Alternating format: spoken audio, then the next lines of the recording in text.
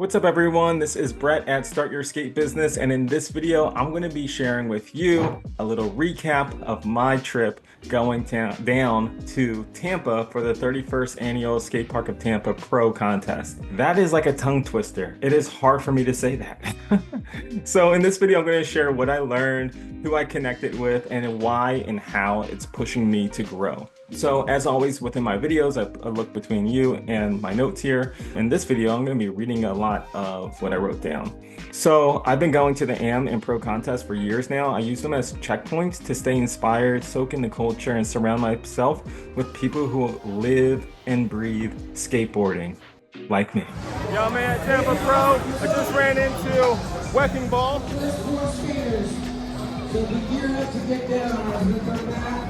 We go live. Sorry, dude. And then we go to the show. I'm a poser, man. I'm a poser. There's something about being around that raw energy, being around the scene, meeting old friends, new friends, and just feeling a part of something bigger. The vibe is unmatched. You don't need to know everyone. You don't even have to feel like you know one person, but you feel like you belong. You see legends in the crowd, you see pros warming up, you see kids just being hyped to be there. It's chaotic in the best way.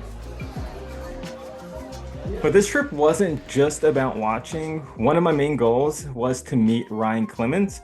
He's the guy behind the Border Excel Management and Platform Group.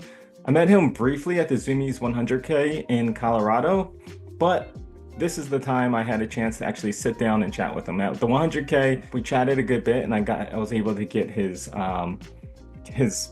information, his email address and whatnot, and we stayed in touch. And since I was already going down to the Tampa Pro, he invited me back to the Border, and I asked if I could chat with him, and he saved 30 minutes to have a one-on-one conversation with me.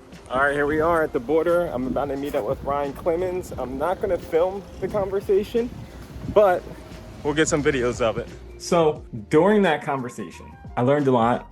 It was really great. One of the things that really stands out to me is when we started talking about compensation to our employees. You know, this is a topic that I have spoke about previously on other YouTube videos, but it's still, like, even in my other videos, I always say, like, it's still growing, it's still changing. There's never one right way to do it. And out of this conversation, we kind of chatted a little bit about this, and it really changed my mindset from paying an hourly wage to more salary wage. So that was like really inspiring, and that is for another YouTube video, but I do want to share that with you. But that's just one of the things that we talked about during our half hour. He also gave a presentation about the data that they've been collecting from skate contests around the world. And with that information, they made a presentation on is skateboarding growing, or is skateboard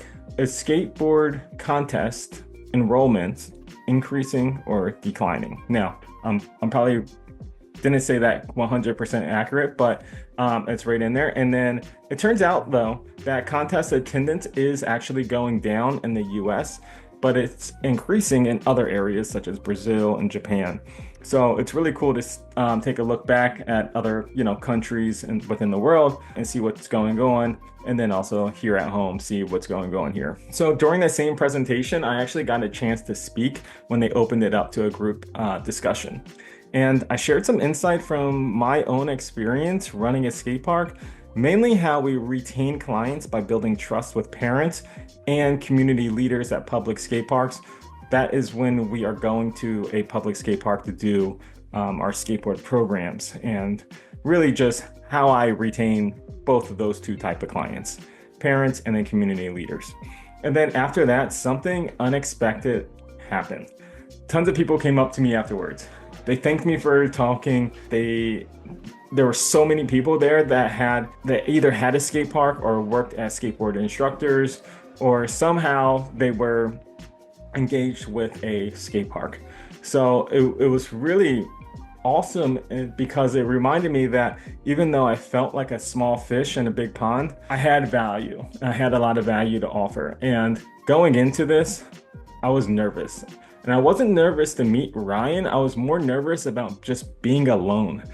I didn't really know anyone, and I was just walking into something like just solo by myself. I didn't have a friend or a buddy with me where I could lean into them in those awkward situations, or, you know, if we wanted to leave and come back, we could do that. No, I was stuck there by myself, and I actually enjoyed that because it pushed me to meet other people that also felt similar, or some didn't, and they actually, you know, were pro skaters or within the industry, and I got to network with them and they introduced me to other people. So it was really great. And after that trip to the border, I just felt so inspired.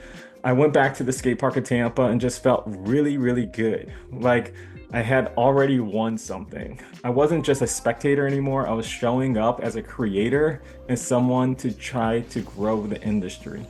So I left Tampa with clarity, new connections, and a whole new level of confidence that I'm on the right path. So if you're watching this and you ever thought about going to a skate event, or any event for that matter, just go. Especially if you're building something, even if you go alone, you never know what doors could be open from you being there. And if you're running a skate park or dreaming about it, hit me up.